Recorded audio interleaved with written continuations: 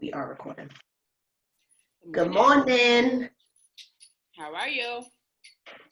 Happy summer. Officially summer. It's summer. It's summer. We haven't been on since it's been officially summer. Right. Was it?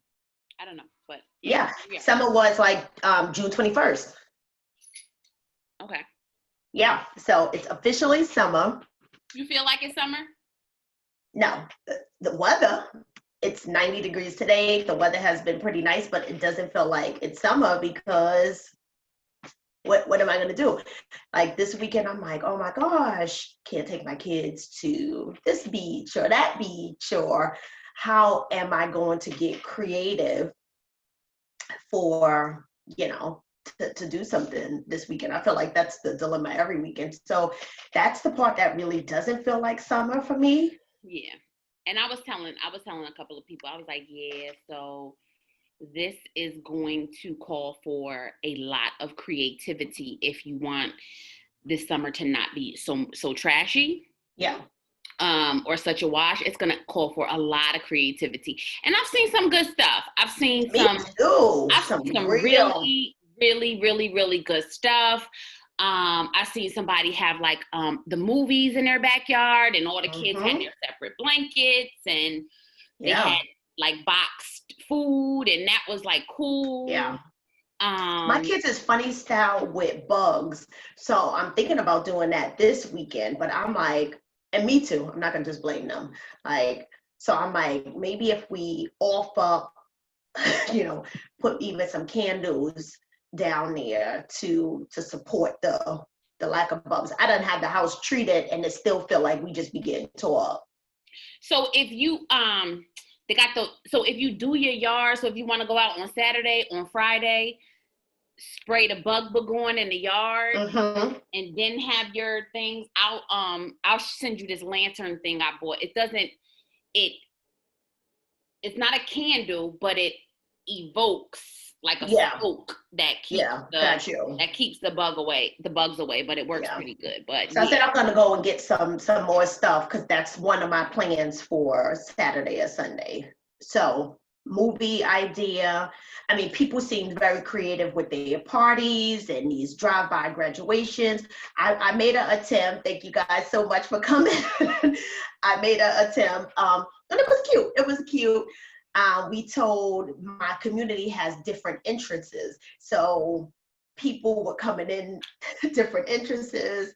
I forgot to tell Dr. L the rules, so she just pulled up on Journey, jumped out like, hey, and I'm like, where's your horns? Where's your signs? What's up? And I was talking to my sister the next day, and she said she was going somewhere, and she was in the dollar store. I'm like, what you in the dollar store for? She's like, getting postal board. I was like, for what? She's like, to make a sign. I was like, nobody has told me that this was the fucking etiquette to go into a drive-by party. Shout out to Shawnee. Tashawn has signs for ZJ. Each one of her kids had a sign. She had a sign. The only thing is she just pulled up in the driveway and was beeping the horn and showing the signs instead of riding around a block. So, people are getting creative and doing the best that they can with it. Cam has a 13th birthday coming up, so we're going to do a rendition of some kind of water thing. Inflatable water slides are like, the companies are working, they can't be delivered to parks and beaches and stuff, but they will be delivered to a residential. So we got a 18-foot inflatable slide. We're gonna turn the back into, because there are some people who said they're not bringing their kids because this is going to be a wine festival for them. So I'm not even gonna shout that person out.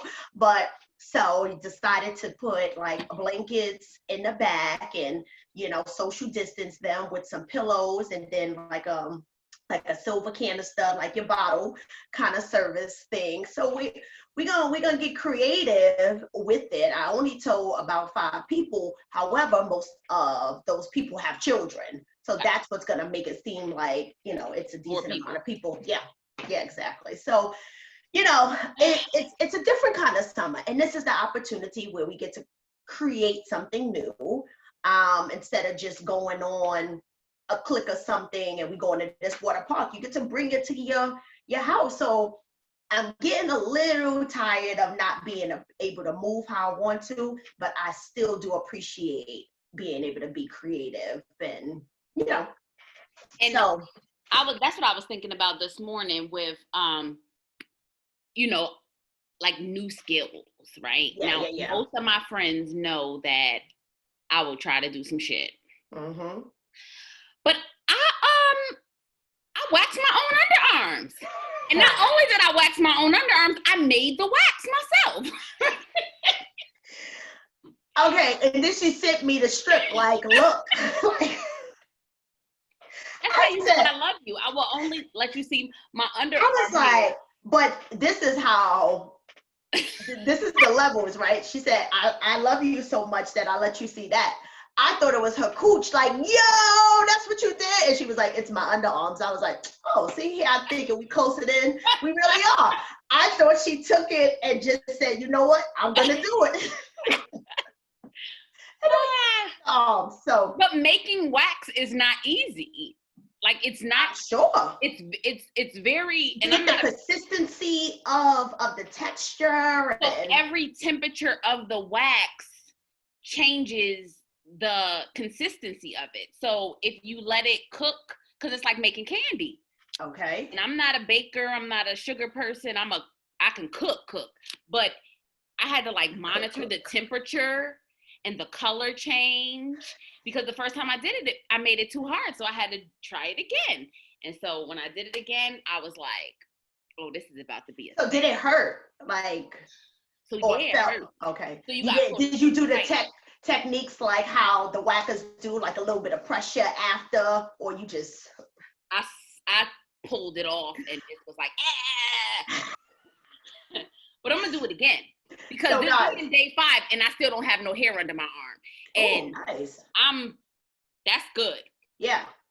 Guys, so if anyone does any DIY, right?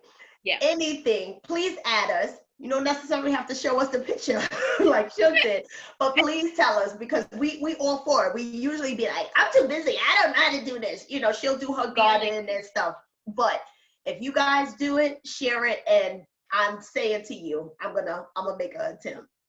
So it's July. This is what I was thinking. You know how we do with topics. I'm like, yo, it's July. It's Minority Mental Health Awareness Month. That's what we talking about. That's okay. As you can see, all of our topics is blackity black. That's the type of time this is it right now. I mean, and we usually do too, but we going extra hard in this quarantine period. So as we talk about Black Lives Matters, Black mental health does too, because it looks different, right? You know, you have Dr. L and I have been in this field hands down at least 14, 15 years now, in some capacity of treating adolescents, adults, in residential settings, correction settings, outpatient mental health services, private practice, academia. We've pretty much social services. So we've pretty much hit most capacities. Can you think of one that we like? I mean, even substance abuse. The only one that I could say, and eating disorders. Well, and I've had some bits because I worked at Spring Grove. So that psychiatric place did have some tidbits of it. But the only one, and I was about to say Dr. L did work with this population through most of her youth, but the geriatric. And that doesn't mean that we don't have, you know, senior clients, but that's an area that we haven't totally delved into, is the geriatric or the aging population. Well, you remember when I first graduated, so I worked in the kitchen as a teenager, a dietary, and they would let me come back every summer and holiday and work. And when I graduated that year that I went back to Albany, I was the social worker. Yes. I was a social worker on one of the units, and that was like, she was going ridiculous. That definitely skipped my mind, because I remember the conversations of advocating for the amount of sunlight. She was going super cycle. And I'm sure they was like, ma'am, you can't stay here long, go back to wherever you came from. So yeah, so we pretty much covered, we have covered all areas. And what we do know, so minority mental health awareness was actually started in like 2008. And what's interesting is one of the ladies, last name Campbell, she worked for NAMI, National Alliance of Mental Illness, but she was on the urban division in Los Angeles. So this was her idea. However, she passed away. She passed away due to cancer, and she ended up joining with like another partner, and about 2 years later, they pushed her vision. So here we are. But what we know is that minorities they suffer with mental illnesses, but due to lack of resources or even due to upbringing, as far as our fear with any kind of medical institute. So sometimes people like to separate it, but to Black and brown people, it all falls in the same. School systems, medical, everything reminds a person of Tuskegee kind of experiment, and you don't even know, they may not even know what it is, but something happened to them people with syphilis. Absolutely. My grandmother, 80 years old, and she'd be like, I remember syphilis, and may not remember nothing else about that damn experiment. But there is this fear there. So, today I just want to talk about it, because even though, you'll hear Dr. Ellen and I constantly say that we get excited that we feel like people are embracing mental health more, and they're making it a part of their self-care, and they are, you got celebrities talking about it now, so it's making it feel like it's not as taboo. But in reality, that's still a small population that we're hitting, and we're celebrating it because that's just what we're gonna do. Absolutely. But we're still missing so many people who are, because these young people, they on it. No, because sometimes we don't even know what it looks like, because it doesn't look like, I always make fun of this depression commercial. It's like, who does depression affect? Everyone. Where? Everywhere. And the lady is sitting in the corner in the dark. Unfortunately, with adolescents, people of color, those symptoms don't look exactly the same for us. So here you have a person who hasn't stayed in the house or haven't been oversleeping, and they are still walking around with depression. And just because it doesn't look like, these mainstream commercials, we still are getting missed. So what do you think about just the whole thing? Here we are in July, but where are you with understanding people of color still struggling with dealing with their mental health? So it's funny because, 90% of my client base would fall into the minority category or some type of minority category. And so my vantage point is that people are open. Yes. And not too long ago, I had somebody reach out to me, and they were sneaking to reach out to me. Tell me more. So they knew somebody who came to see me, but they didn't want to get my information from that person, because they didn't want that person to know that they were thinking about going to therapy. And that was really interesting to me, because I'm like, well, if you're doing something and I'm contemplating doing it, I would come and talk to you about it. Right. Tell me how it is. What's happening? Exactly. Right. You're in it. Right. Exactly. And so I was like, oh, wow. And still, this person does not know. Yeah. Or, her, that type of thing. And so in my mind, I'm like, well, what is that about? What is that about? And it all goes back to, how is somebody going to label me? How is somebody going to see me? What are people going to think is wrong with me? I've also heard somebody say recently, from a male perspective, if I go to therapy, it will reflect bad in my future if I try to attempt to go for certain jobs or whatever the case is. And I'm like, what? Yeah. I get that all the time that I've had people come and, you know, of course, during the intake,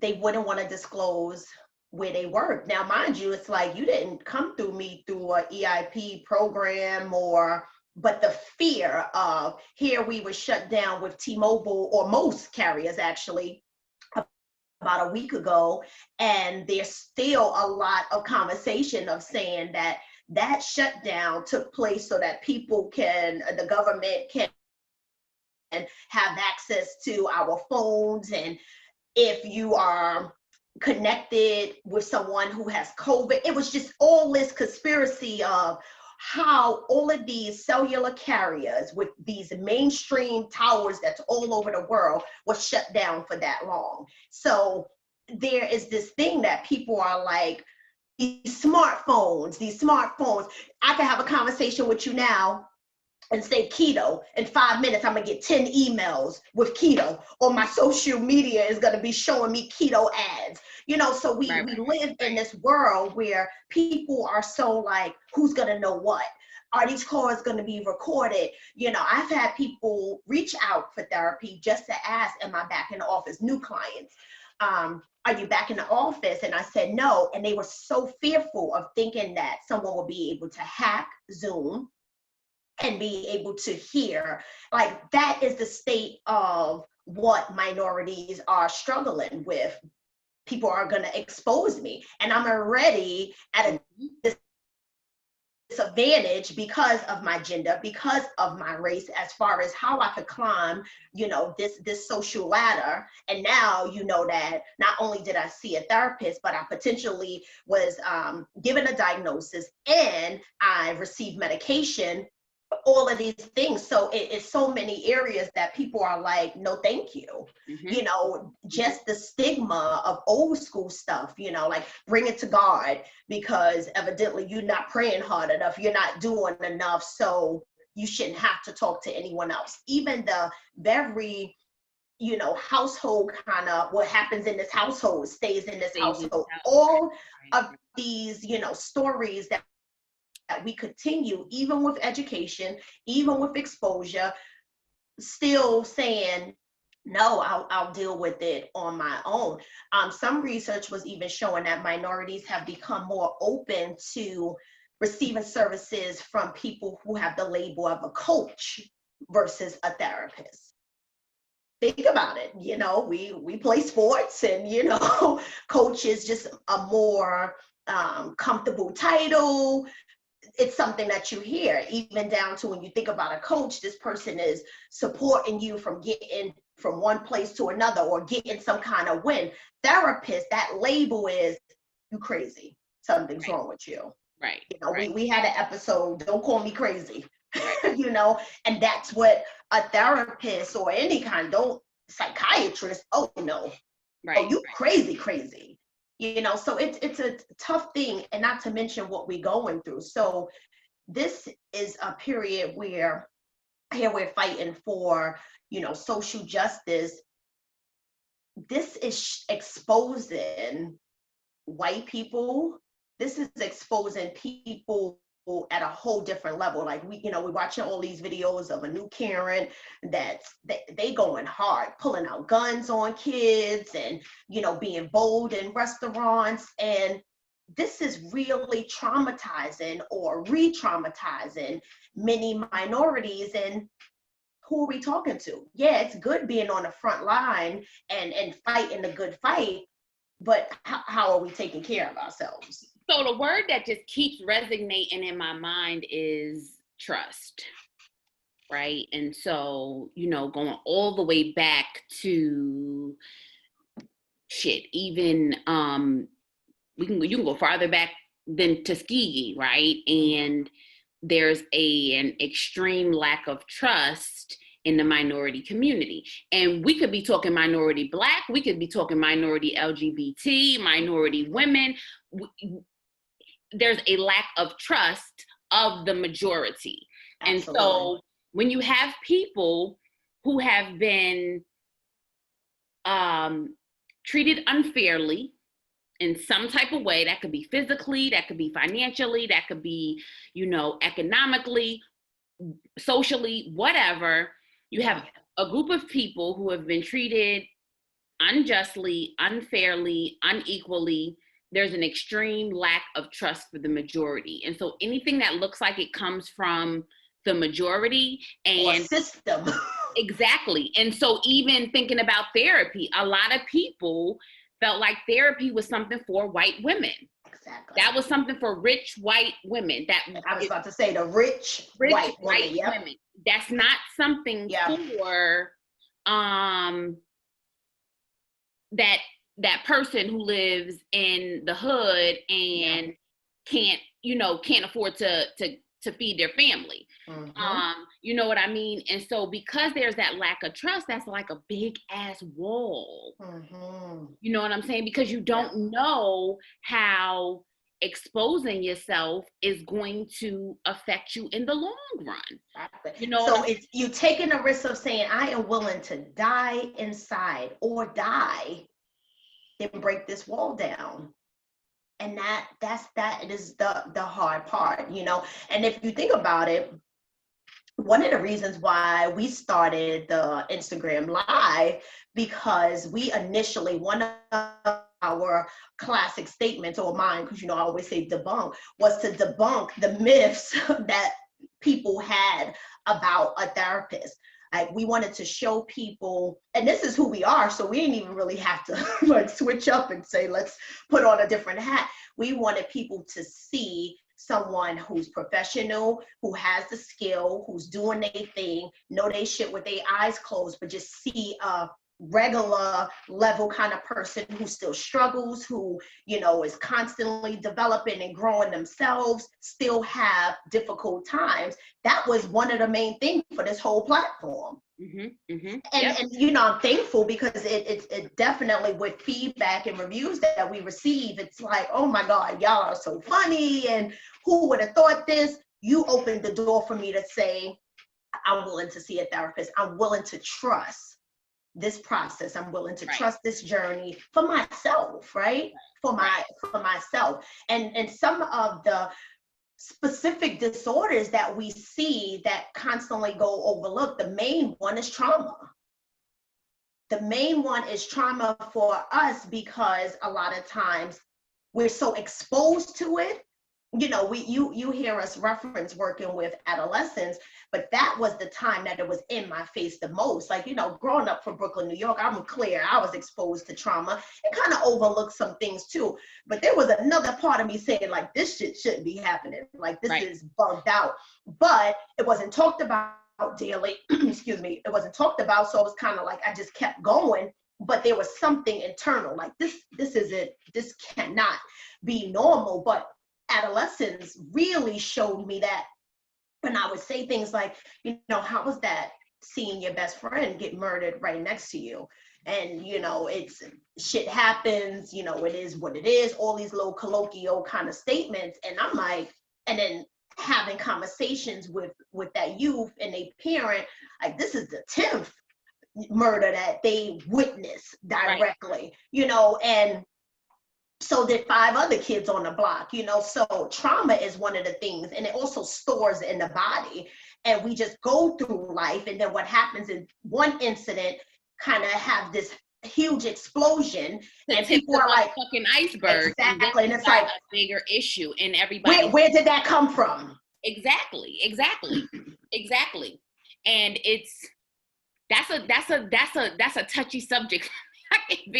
That's a very touchy subject, and it's so funny. Shout out to my homegirl Katie, who I met at working in DJS, and last night she posted something, and I'm gonna screenshot it so you can see it. And Katie listens sometimes. Hey Katie. Hey Katie. Right? She so eloquently killed, and particularly as a white woman who identifies as queer, she killed this caption as far as I'm out of here, DJS. Y'all are fuck faces. Y'all have never considered the trauma that these kids have, have experienced. You claim to be treatment, you claim to be rehabilitation, but you're just punishment and confinement.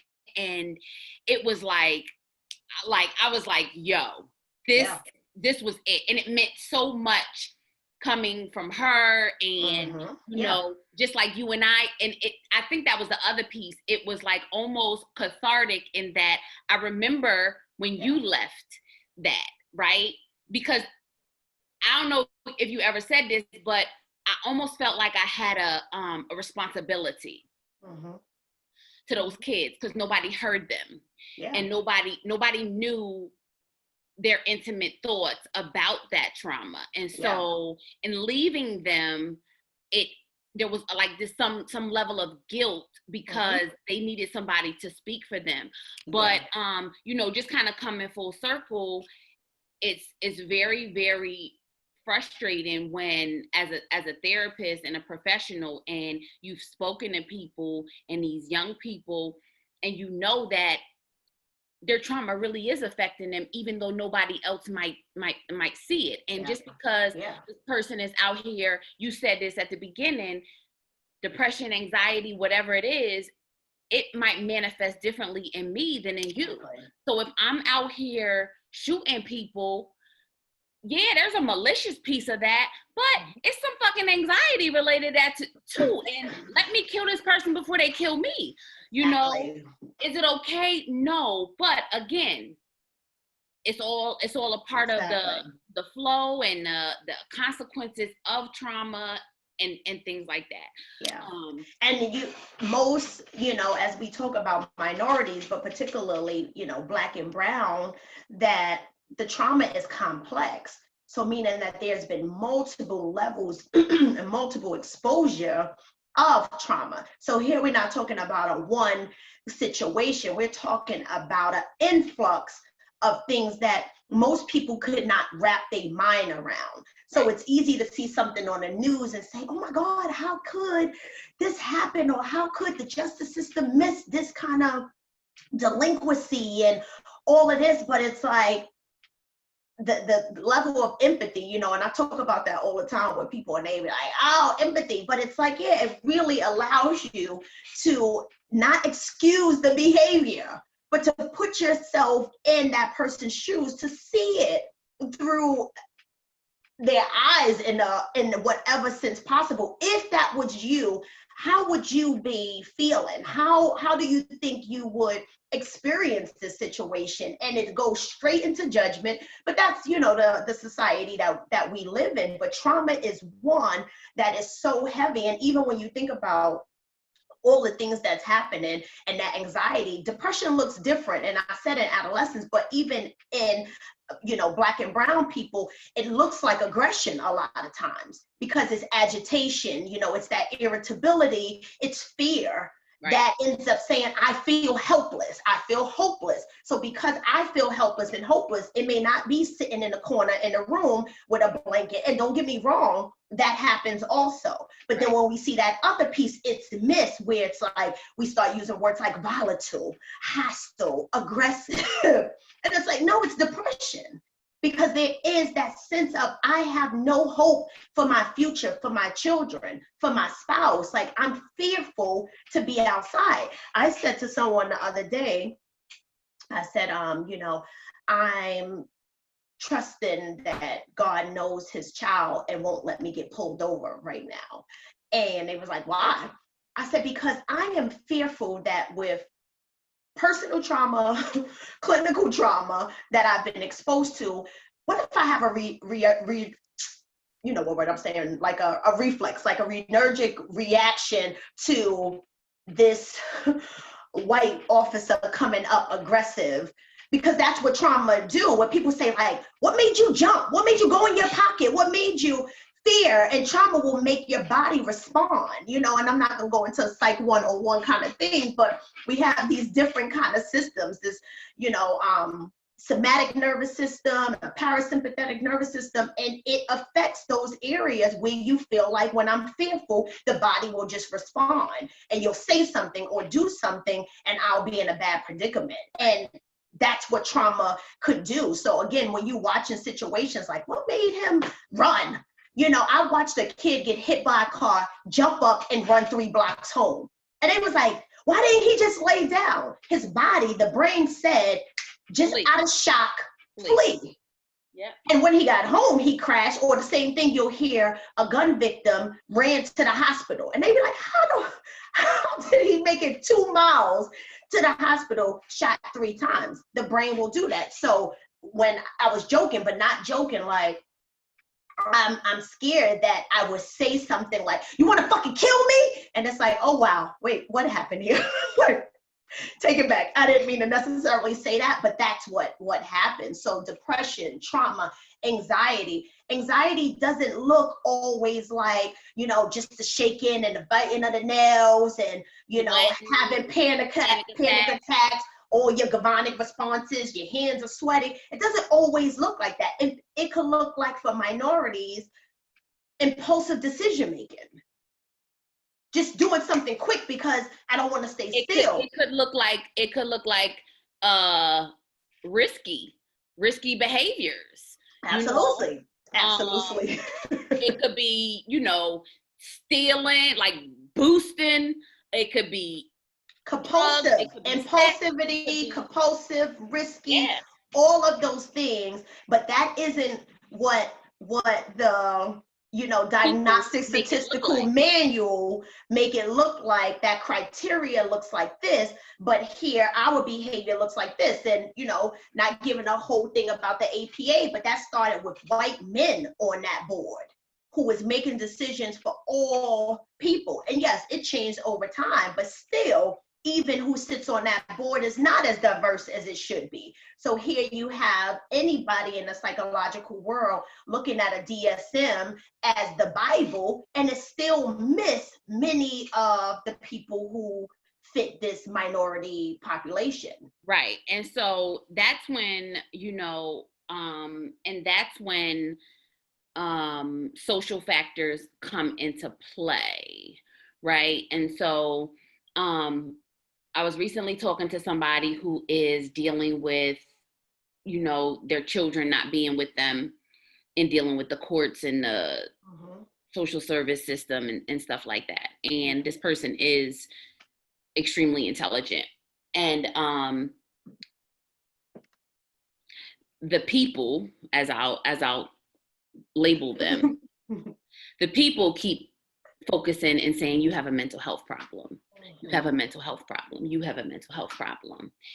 And this person's response is, I haven't seen my fucking kids in several months. Yeah. How the fuck would you behave? Yeah. Right? And so socially, because I can tell you, I'd be no good if I didn't see my kid in, I probably couldn't do 2 weeks, right? And so socially, something is affecting this person's behavior. Yeah. But in your box, your fucking box, you have a problem because you keep having these sporadic outbursts, and socially, none of that matters. Exactly. And so, you know, it becomes very, very important. Like you said, if you get pulled over, ain't no cop thinking about, oh, well, you know, maybe she had some trauma. Maybe she had a bad experience. Yeah.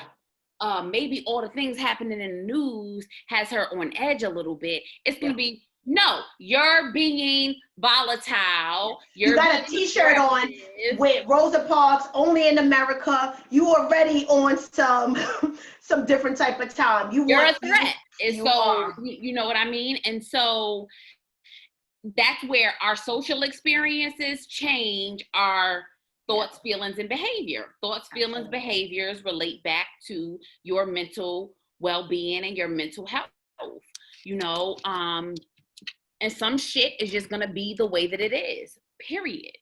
Yeah. And because of that social piece that you just spoke of, it ends up causing a barrier for you seeking services. Because somewhere we lump it. You are a part of that social piece. You are a part of that system. So I'll just kind of grin and bear and get through this on my own. And you have a person coming in work who's ready to slap the shit out of this white supervisor who's been nitpicking and coming and making little comments and asking weird kind of questions like, well, how often do you wash your hair? Like, just ignorant shit, but you got to eat that because you need this paycheck to take care of your family, get you through school that you're going to at night. It's a tough thing. I'm thankful that more people are speaking up about it. You know, Taraji P. Henson is one that just always is on a soapbox about mental health. You know, Charlamagne the God is like mental health pushing. You know, you had Michelle talk about experience directly of depression and seeking services. So I am very thankful that people are using their platform besides just, you know, selling music or whatever their products are and saying like, no, this is real. You know, so maybe if you see someone, because, you know, we always have this idea of people's lives like, oh my God, you're rich, so your life must be so such and such. So then when you do see a suicide, it's like they had everything. Why would they do that? So I am thankful for that. And it seems like, you know, yes, it's Minority Mental Health is in July, but it's something that we are seeing more and more. What do you think is needed in addition to kind of knock that wall down as you spoke of, or, you know, break that barrier? So I think one of the things, and I've kind of mentioned this before, I think that it's important for your intermediate celebrities or your local celebrities or your socialites and socialites meaning people who are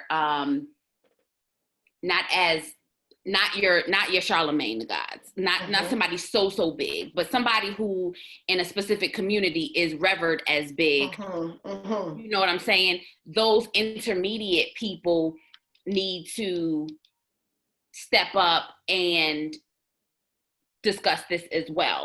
And I say this because Taraji speaking out about mental health, yeah, for me and you, it's like, oh, that's so good, right?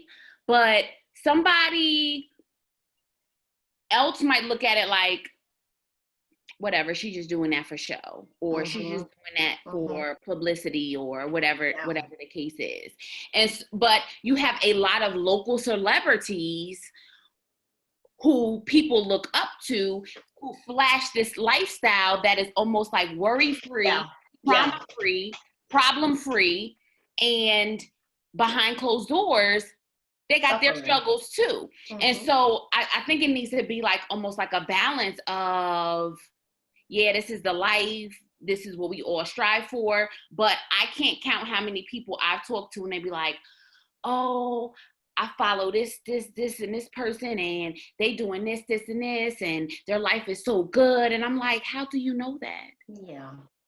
How do you know that? And so it's about a balance of, I guess what I'm ultimately saying is, if you have any level of influence, using your influence to shed light to more things than just making money. Yeah, I get what you're saying. You know what I'm saying? A lot of people have been on this whole vegan thing, and people will talk about this alkaline water, you drinking this, you eating this sea moss, you're doing this, that, and the other thing, but won't use that same influence to even open up a small conversation about mental health. And I understand that that's not everybody's profession, interest, and things like that, but if you have the opportunity and the influence, you know, do it.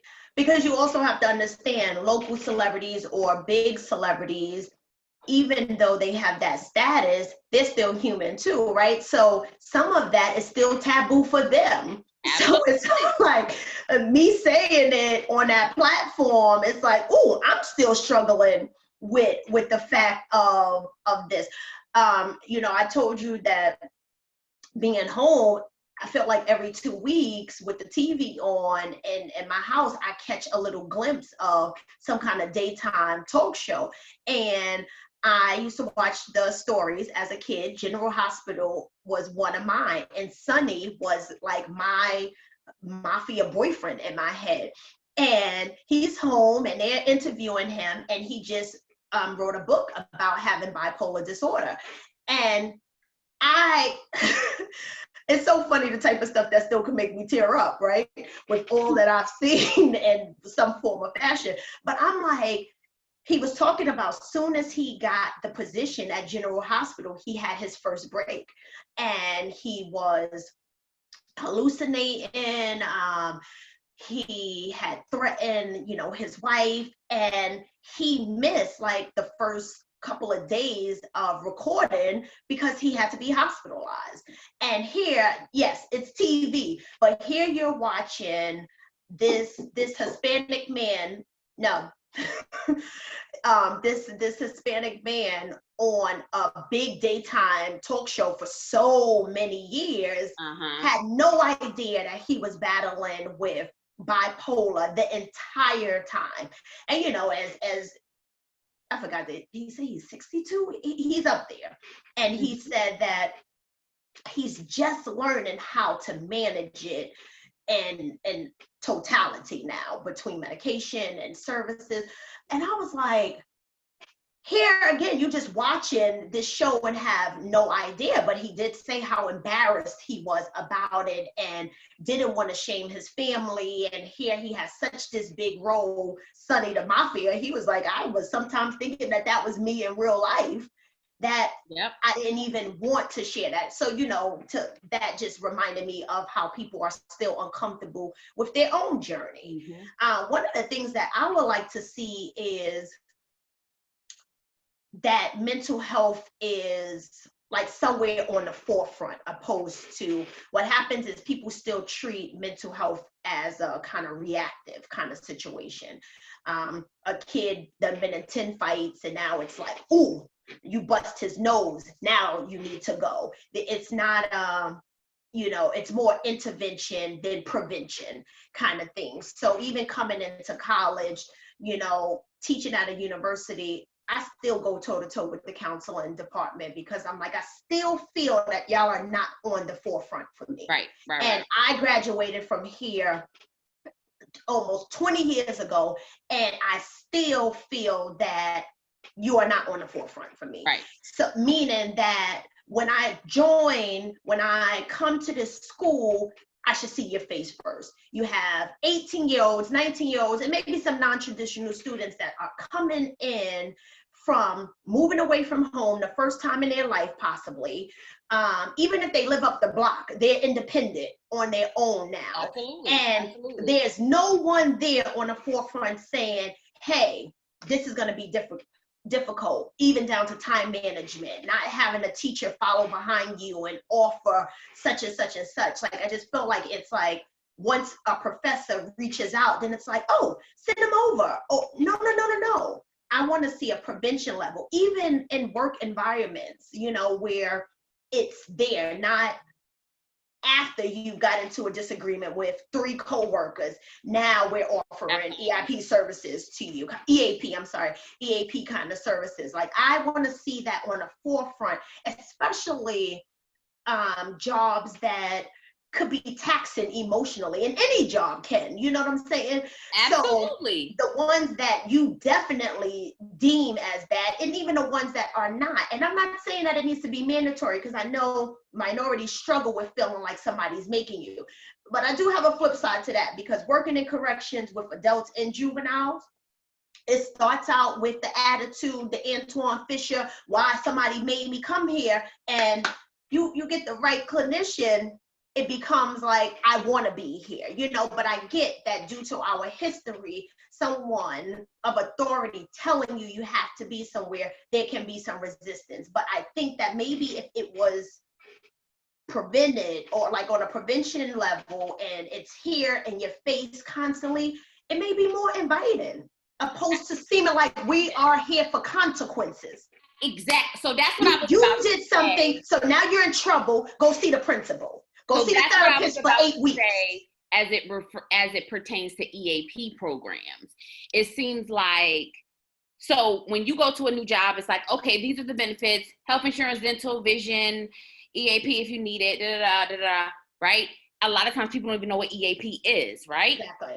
And so then when you have come to work and had excessive crying spells on the front line, needing to leave, whatever the case is, it's, you know, I think you should go to the EAP program. Yeah. At that point, I wouldn't want to go. Like, so you're sending me here so that you can say you offer me something before you fire me. Exactly. Type of thing. We can have it documented. I don't know if they're gonna tell you what I said in here. Exactly. I have told clients, and I was, this may not be the best thing. I said, don't tell them you're diagnosed with bipolar disorder. Don't go tell them that thinking that they're gonna be sensitive to that. Don't tell them that. You know what I'm saying? You don't need to share that. Because unfortunately, the truth of the matter is they can quietly hold it against you. Exactly. You know what I'm saying? And try to put something else. Right, right. I'm absolutely with you at that. Yeah, I am tired of feeling, especially like I said, with minorities, and it's just the disparity with that period, because the white rich woman, it's like it was inviting for you know, her and her family to come there. But like I said, with Black and brown people, it always came across like it was consequences. From school, anytime as much as I love what I did, I wasn't like, wanting to talk to a therapist all the time. What happened was I got in trouble. I got into a fight, and it was like, go to the counselor's office. And so now even I chuckle in my profession to this day when I ask someone, have you ever met with a therapist before? Like, oh yeah, my counselor at school. I chuckle in my head. Like, get the fuck out of here with that. And not to minimize anger management in middle school. Yeah. And we were sitting in a circle with the guidance counselor. What made you angry this week? Yeah. Yeah.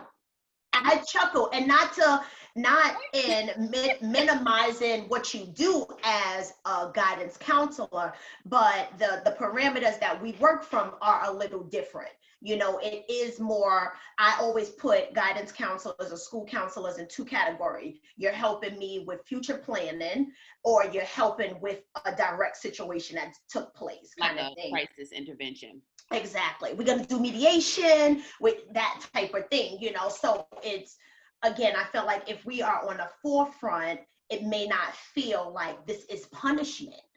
You know, who sent me you did something here? bad, exactly. Or you're ashamed of what's happening with you. Yeah. And we do it like that. Yeah. So organizations do it, or different institutes do it, but we do it amongst our own culture too. When you see someone aggressive, like, damn, sis, you need therapy.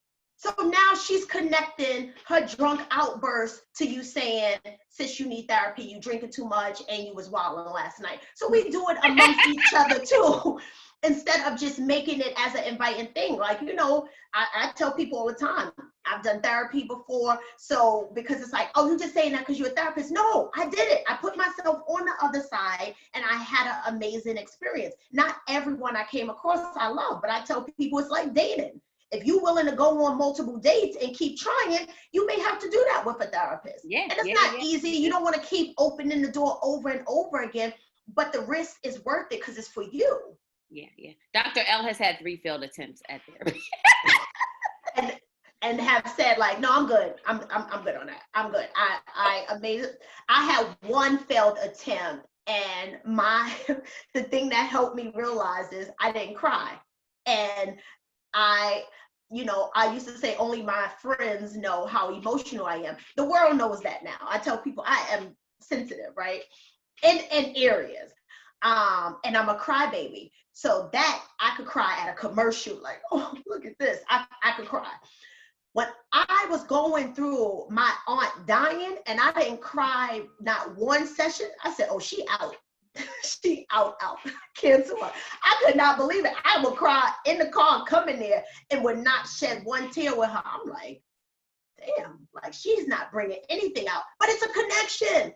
Like that's how people could love their therapist and feel like they're attracted to them, or feel like I want you to be my bestie, because it's an intimacy that takes place there. You are sharing things that you may not have never felt compelled to share with another human being. Absolutely. And almost feel conflicted with, oh my God, why am I sharing this with this person? So it's an intimacy thing, a very intimate, part. And if you don't feel that, you should say, when people say, I was with somebody for 8 months and I hated it. And I'll say, hold on, let's stop there. Because how often is that showing up in your life, that you would stay in something that you hate or didn't feel connected to? Let's remove that therapist, because that's a pattern for you. That for you not to feel connected and keep going back and paying, like, no, so there are so many ways that we could kind of look at this. But again, we started this platform for you to see just regular as we could get, but even more so for you to take care of you. So one thing to really know that there is confidentiality in this. And yes, some people who work in the government will tell me like, no, they have ways around everything. And I get that.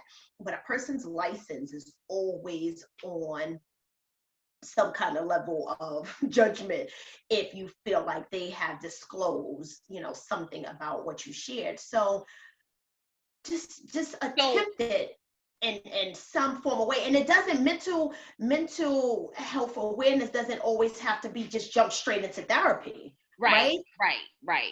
And so a couple of things that are coming to my mind, one of those things being,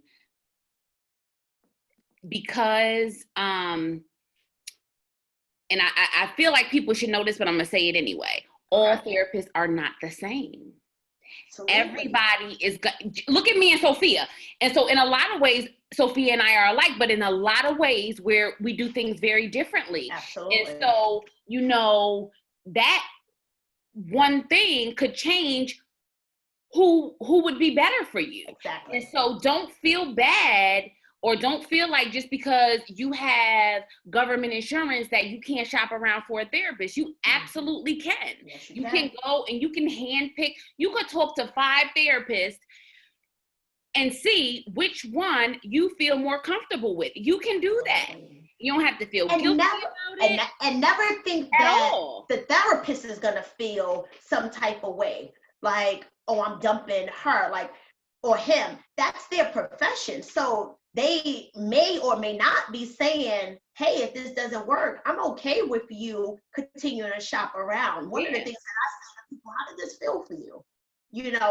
Sit with that for a minute. We may put something on the schedule tentatively, but don't make this decision right now in front of me. Take some time to really digest. Did you feel like this was a good match? And a clinically mature therapist is not going to be offended, because as young therapists, sometimes you have this thought, you just want to help everybody. And at this point in my life and my career, I can say to a new client, I am not for everybody. Mm-hmm. And so just because your friend likes me and your friend or somebody thinks that I would be good for you, you determine that on your own, because I'm not for everybody. Mm-hmm. I'm me clinically, and that's yeah. I do tone my cursing down for some of my clients, but some of them get the full throttle, and that's because I'm okay for them. You know what I mean? And a clinical mature person sometimes will also say, you know what? you may not realize it, but I think we're not a good fit. And that takes some poise and experience to be able to feel comfortable saying that. But one thing about being a therapist or a coach, one of the things that you are supporting people in is modeling how to communicate, modeling how to advocate for themselves, and speaking, you know, what they experience. So even though I am a clinician, I'm also human too. Yeah. So I am here for a job, but this is also my passion. This is my ministry. So I have to be authentic with you too, to model for you that level of authenticity. So if I am picking this up and you are not, let me fill it out. But at some point I may have to say, you know, are you open to hearing what I'm experiencing with us? Because it seems like, tell me what you think, you know. So it's not like, yeah, you're not good fit for me, you out. But that's the maturity of being able to have that dialogue, because I'm not saying it just for me, but I'm also modeling how you have tough conversations. Right. Because a lot of times people are exactly have tough conversations and still maintain a relationship with somebody. Exactly. And recover. Many people come to therapy because they are avoiding a very difficult conversation with themselves or with others. So here's an opportunity for me to show you what this could look like. And we didn't get into a fight. We didn't curse each other out. We still was able to recover. So, you know, it's important on both ends. But, you know, we really just wanted to shed the light on this opportunity that July we going in. You'll see tons of stuff. We're still talking about breaking chains and what that looks like for you, but we're also talking about how not only Black Lives Matters, but mental health matters. Black mental health matters as well. And what does that look like for you? Like I said, it doesn't mean you have to go on Psychology Today and find a therapist, but how are you educating yourself about what's happening with you? What do you feel? And how are you getting in tune with you? How are you making sure that you are a priority and not just kind of dismissing anything that you're experiencing because your friends and your cousins went through it and they seem fine? You know, how are you contributing to your core mental health? Exactly. You know what I mean? Taking responsibility. Exactly. That ownership of, you know, how have I caused the space that I'm in, and what am I willing to do to shift that? Absolutely. You know, so again, it's not about just getting a therapist, but just saying, what does my mental health wellness really encompass? So yeah, like I said, you'll see all month we throwing out, we do anyway, but we throwing out why mental health matters, why it's important on this journey that we're all doing together, one way or another. Yes, ma'am. So until next time, enjoy the summer in your own way. Get creative. Share your DIY stuff with us. Share your breaking chains with us and why mental health matters to you. Have a good 2 weeks. Yes. Be kind to you. Peace out.